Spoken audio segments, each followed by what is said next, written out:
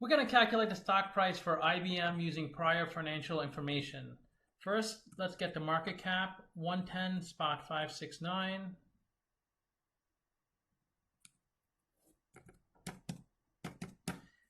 And the trading at 124 spot 53. Next, we need the free cash flows. And the best way to calculate the stock price for a company is to estimate future free cash flows and then discount those back to today's dollars. That's what we're going to do here in the model.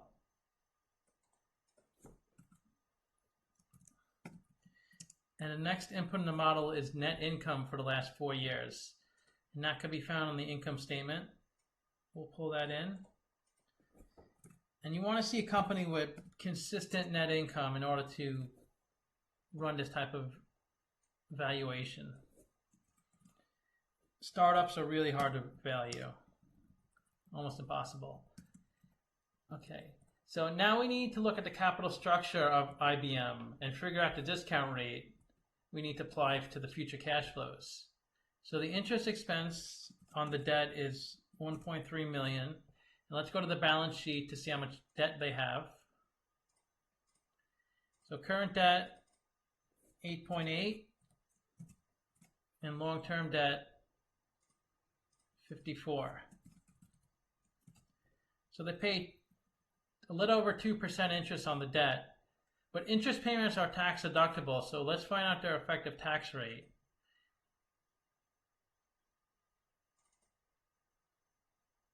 So that looks really low. Let's do 2018. That's a problem with the income statement. It's they use accrual accounting, so the numbers aren't always matching year to year. There's a lot of carryover, things like that. You have to be careful when looking on the income statement. So 23% tax rate. So when you deduct the taxes from the 2.14, the cost of the debt is actually 1.64%. And they have 36% debt. That's a kind of a high number, but they are a big company, so I guess they can handle that. I'm surprised it's so high, though. So the beta is 1.24, and that's the volatility of the stock. And we need the beta to calculate the cost of equity.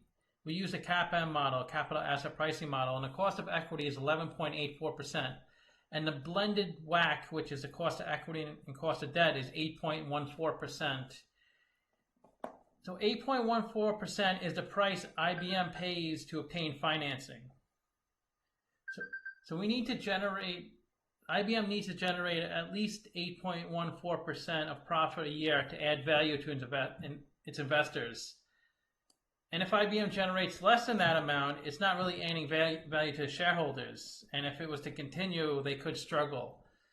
But this is a big company, so I'm sure they'll be fine. So we calculated the future free cash flow. We did 4 years of calculation. And then we did a terminal value. We used a Gordon growth model for that. And then we discount those numbers back to today's value.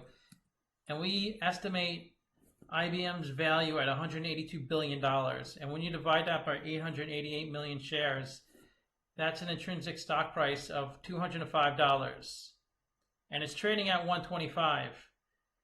So it looks like it's trading at a 39% discount. But the price of a stock, the 125, the price of the stock it's currently trading at is usually not in line with the intrinsic value, as you can see. Because intrinsic value, investors look into the future. They don't always look into the past financials. They look into the future of a company. So they don't value IBM as strong as its financials are. So the only thing that indicates a stock price is supply and demand of the market, how it forces the price up and down. So you could get at a discount if you feel the financials will sustain the company and they'll continue growing at this rate. And if you did research, you would find analysts saying IBM's a buy. You'd find other analysts saying IBM's a sell. But each analyst has their own model and their own assumptions, but you never actually see their model. So this is my model. This is my opinion. So I hope you liked the video. Thanks for watching.